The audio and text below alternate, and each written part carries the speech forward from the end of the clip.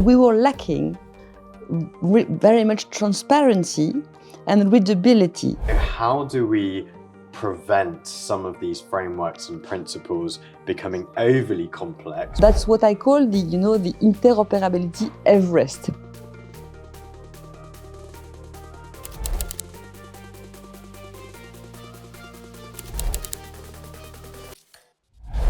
Over the past 2 years, sustainable trade finance has shifted from discussion to implementation, and a key milestone came at Sibos in October last year when the International Chamber of Commerce released its Principles for Sustainable Trade Finance after several years of development and iterations of the ICC Banking Commission. Now, the framework builds on ICC's broader rule-making work in trade finance, and it reflects a push to make sustainability practical for day-to-day use. And actually, after initial endorsements from major global banks last year, including from Societe Generale, the focus is now turning to implementation and scale. And today in Paris, we're delighted to be joined by Laure Gastellu to discuss how the industry moves from principles to practical and practice, and what it takes to make sustainable trade finance commercially viable at scale. Laure, welcome to TTP Studios. Thank you very much. Very happy to be with you. And thank you for hosting us at your beautiful headquarters here in Paris. Great pleasure and great honor for us. And here we are, lovely sunny day. So over the past few years, we've really seen sustainability move from those policy discussions into real practice and frameworks such as the ICC Principles. But if I'm honest, they're quite complicated. It's a very long set of frameworks. But to start off with, what's changed to make sustainable trade finance more implementable today? I would say that maybe three main points. One is that there is an increased standardization and it brings harmonization. And this is very key in terms of market practice because, we had so far, every institution had its own practices. So this helps really to create a common standard. So that's, it creates simplicity, it creates transparency, and it's also easier for all kinds of banks to join and to adopt this principle.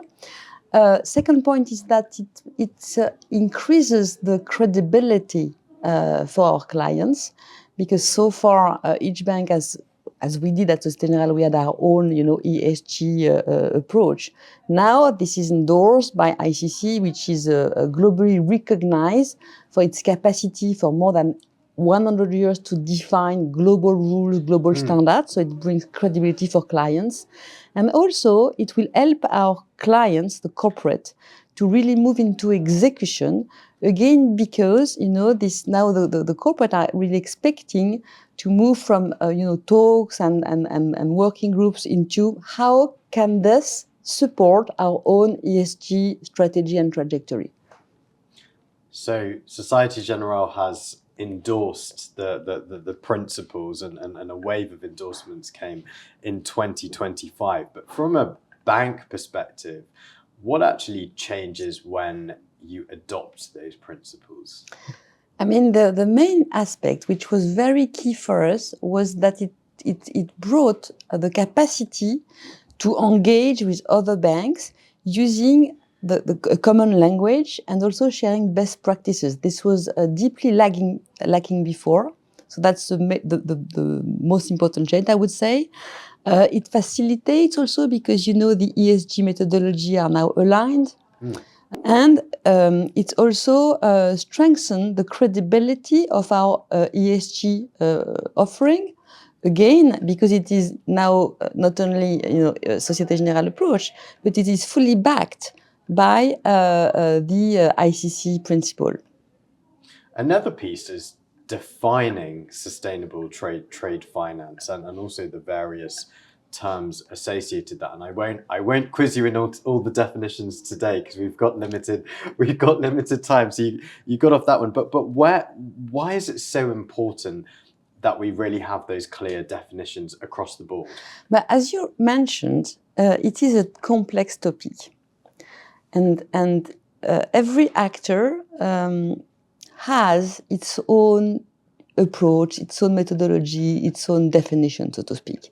So we were lacking very much transparency and readability, meaning that it is still quite complex, but it was much more complex even before, because you didn't know exactly if everybody was talking the same language. And readability is very key, because especially if we want to bring around the table, maybe smaller banks or banks which are not that much involved into this topic, ESG is not only a topic for big corporates, for big banks. It's clearly something that to make it work, we need to have the entire ecosystem with all the players around it. So the readability and the simplicity, although it is still complex, but we're going there, is very important. And I like that you mentioned the small banks there, because my question, we talked about, I guess, the good stuff, the easy stuff, but surely there have been some challenges. What would you say are the biggest implementation challenges for the banks? I think it's a very good question, especially at this moment in time. And if we take into account the fact that we want to have more players embracing all of this, I would see three challenges. One, there is a need for more digital facilitation.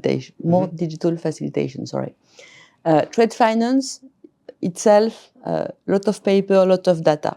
If you add the ESG factor, you're increasing the number of data that you need to collect and to analyze. Okay, so the more we will have processes which can be supported by more digital tools, the better and the easier it will be for everybody to embrace that. Second aspect is, as you rightly mentioned, it is still complex. And especially for players who are not that much used, who don't have teams looking into that. I mean, we need to bring this even to more simplicity.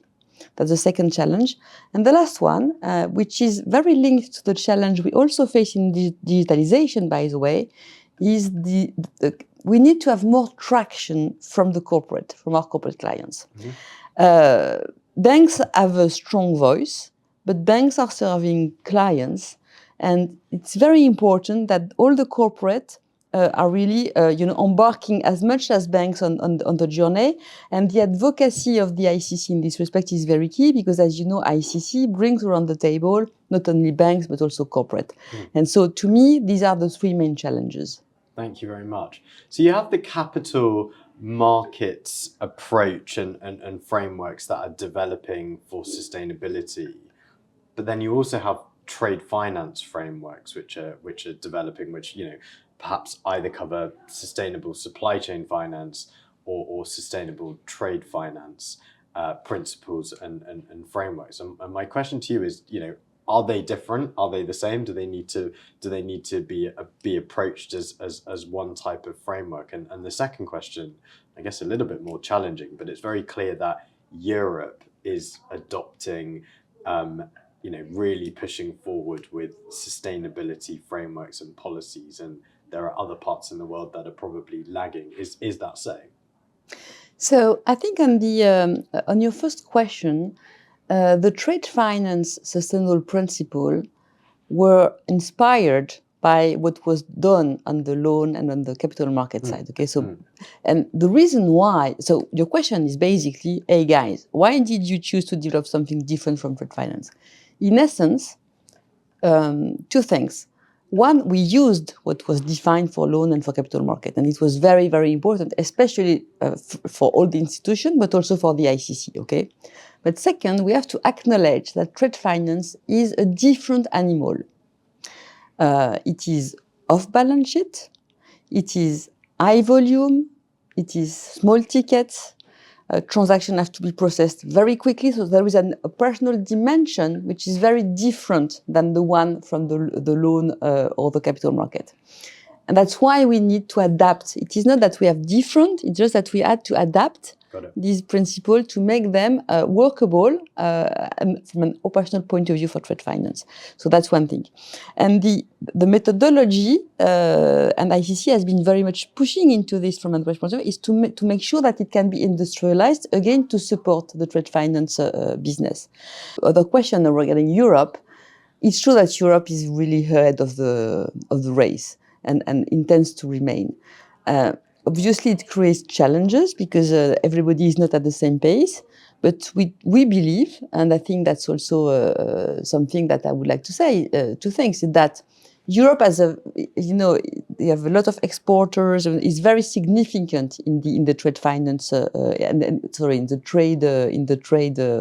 in global trade. So it can also bring some capacity to help the other to move maybe at a faster pace.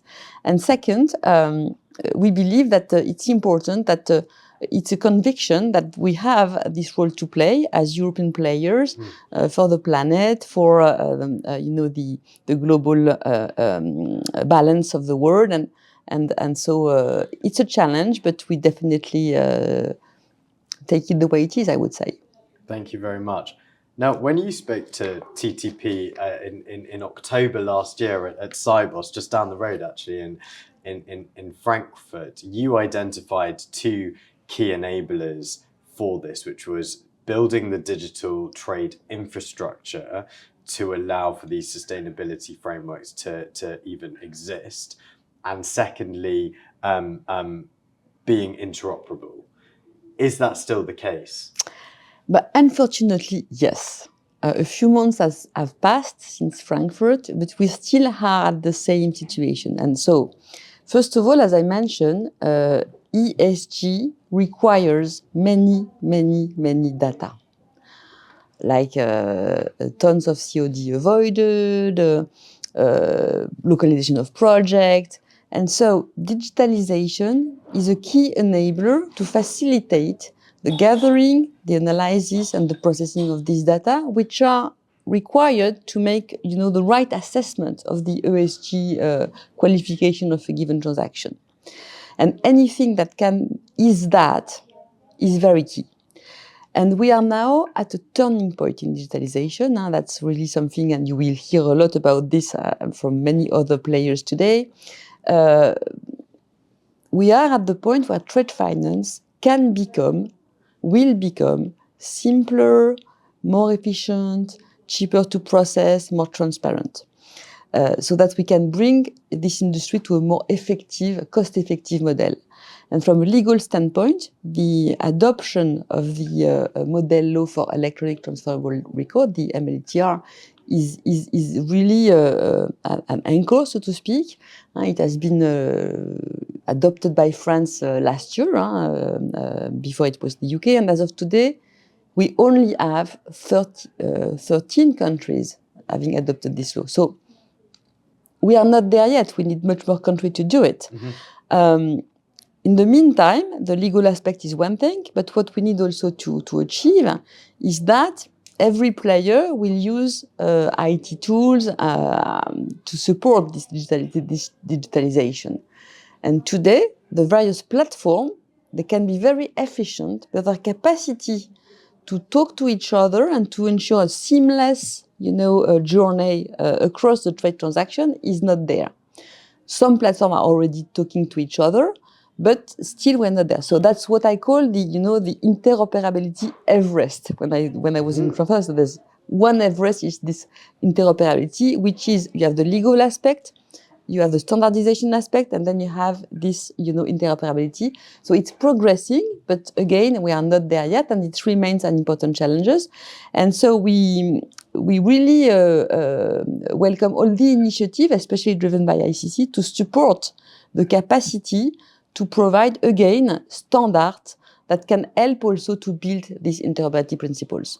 Thank you very much. And I guess final question, and alluding, Marie-Laure, to your interoperability Everest, ICC, we're all here to support real economy finance, right? So how do we prevent some of these frameworks and principles becoming overly complex, where some of the smaller banks, many of the corporates, particularly SMEs, find it awfully difficult to climb that interoperability Everest? ICC has a way of working which by essence brings complexity down. Why am I saying that? It's because if you look at the national committees in each country, you have a wide category of contributors. Mm-hmm. And you also have, SMEs, You have large corporate, you have banks, you have lawyers, insurers. So it's a very diverse group in each country. And the National Committee play a very important role, actually, in contributing to what the ICC is developing for the common good. So to me, that's one aspect which really brings us down to earth, I would say. So that's one aspect. You know, at the end of the day, what ICC has been doing for so many years, and especially if you look at the ICC rules, they seem to be complex because there are many. But at the end of the day, because they've been, you know, developed for more than 100 years, everybody gets used to it, okay? And from an ESG aspect, I think it's the same. We are just at the start of the journey. Everybody is on the learning curve, but progressively, you know, it will become kind of, you know, a common language that everybody will understand. And trade, even these days, which are, you know, quite challenged with the geopolitical environment, with the tension, what's going on now in Middle East, trade remains a backbone, you know, for globally speaking. And trade cannot exist without trade finance. So we are, in my view, at a point where we can open globally as an ecosystem a new era for trade finance, climbing, you know, and overreaching this interoperability issue, and more globally, you know, bringing everybody working on these key topics, because again, we are not at the end of the journey and there's still a lot to do. Thank you very much. So we're all at interoperability base camp, but I think it seems like we're all on that journey together. That was Laure Gastellu, Global Head of Trade Services at Societe Generale. Marie, thank you. Thank you so much. It was a great pleasure.